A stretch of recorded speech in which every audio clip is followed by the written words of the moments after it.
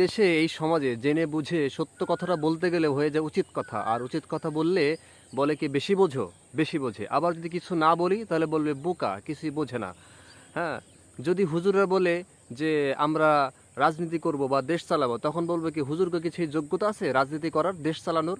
আবার সেই হুজুররা যখন আবার দেশ চালানোর এবং রাজনীতি করার যোগ্যতা অর্জন করে, তখন বলে হুজুররা আবার এইগুলোর মধ্যে কেন আসবে? হুজুরা থাকবে খানকার মধ্যে, হুজুরা থাকবে মসজিদের মধ্যে, নামাজ কালাম পড়াবে, আল্লাহ বিল্লাহ করবে, এইগুলো করবে, হুজুরা কেন আসবে?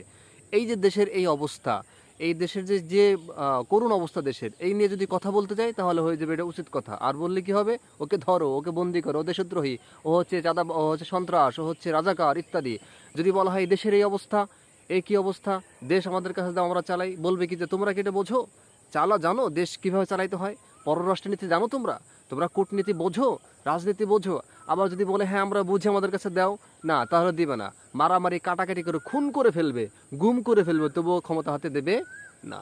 এই হলো ভাই দেশের অবস্থা, ঠিক আছে? তো কি বলবো, এই জগা খুচরি মার্কা অবস্থার মধ্যে আমরা আছি।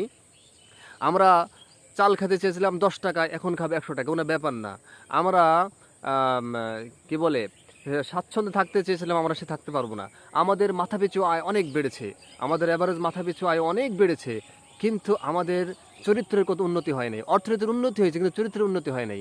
আমাদের দেশ অগ্রগতির দিকে এগিয়ে যাচ্ছে, আমাদের দেশের অগ্রগতি হচ্ছে।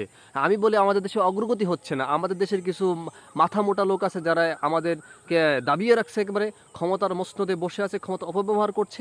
ওদের অগ্রগতি হচ্ছে, ওদের বাড়ি গাড়ি হচ্ছে, ওদের টাকা পয়সা হইতেছে, ওদের মান সম্মান ওরা বাড়াইতেছে, কিন্তু সামগ্রিকভাবে দেশের কোনো অগ্রগতি হয় নাই। মাথা পিছু আয় $1100 বার হয়ে চলে যাচ্ছে, কিন্তু যারা হচ্ছে যে রিক্সা চালক, হের মাথা পিছু আয় কিছুই হয় না, শূন্যই আছে। আমার মাথা পিছু আয় যা শূন্যই আছে, কিছুই হয় নাই। যদি মাথা পিছু আয় হিসাব করতে, তাহলে প্রত্যেকটা সেক্টরে, প্রত্যেকটা ক্যাটাগরি মানুষকে আলাদা আলাদা করে দাঁড় করিয়ে মাথা পিছু আয় হিসাব করতে হবে, তাহলে দেখতে হবে দেশের অবস্থাকে, দেশের কতটুকু উন্নতির দিকে যাচ্ছে। মানুষের দেশের উন্নতি হচ্ছে, ব্রিজ কালভার্ট এগুলো হচ্ছে, কিন্তু মানুষ খাবার পাচ্ছে না এক জায়গায়। মানুষের কি বলবো, আয় উন্নতি, যারা মিডল ক্লাস মানুষ, তারপর হচ্ছে লো লেভেলের মানুষগুলো, তাদের আয়ের উন্নতি হচ্ছে না, তাদের কিন্তু মাথা পিছু আয় বাড়তেছে না। দেশের অগ্রগতি হচ্ছে, মানুষের চরিত্রের উন্নতি হইতেছে না, মানুষের স্বভাবের উন্নতি হইতেছে না, মানুষ প্রকৃতপক্ষে মানুষ হচ্ছে না। শিক্ষার হার দিন দিন বাড়ছে, মানুষ শিক্ষা এগিয়ে যাচ্ছে, কিন্তু প্রকৃত একজন মানুষ, শিক্ষিত মানুষ তৈরি হচ্ছে না সমাজের মধ্যে। হচ্ছে যারা তারা চোর বাটপার, যে যেখানে বসে আছে, চুরি করতেছে, বাটপারি করতেছে, এই ধরে মানুষ হচ্ছে। আমাদের শিক্ষা প্রতিষ্ঠানে প্রকৃতপক্ষে যে শিক্ষাটা, সেই শিক্ষা দেওয়া হচ্ছে না। প্রকৃত শিক্ষাকে ধামাচাপা দেওয়া হচ্ছে।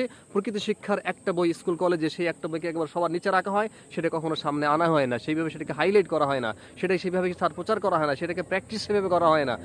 তাহলে প্রকৃত মানুষ কিভাবে তৈরি হবে? সমাজ ভালো হবে কি দিয়ে? প্রকৃত জ্ঞানী মানুষ কিভাবে তৈরি হবে?